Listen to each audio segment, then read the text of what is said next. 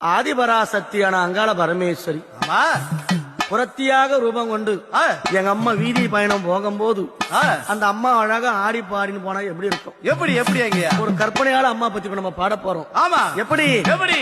ஆலோல ஆலோல ஆலோலமே ஆலோலமே அன்னை அங்காளிக்கு ஆலோலமே ஆலோல ஆலோல ஆலோலமே ஆலோலமே அன்னை அங்காளிக்கு ஆலோலமே.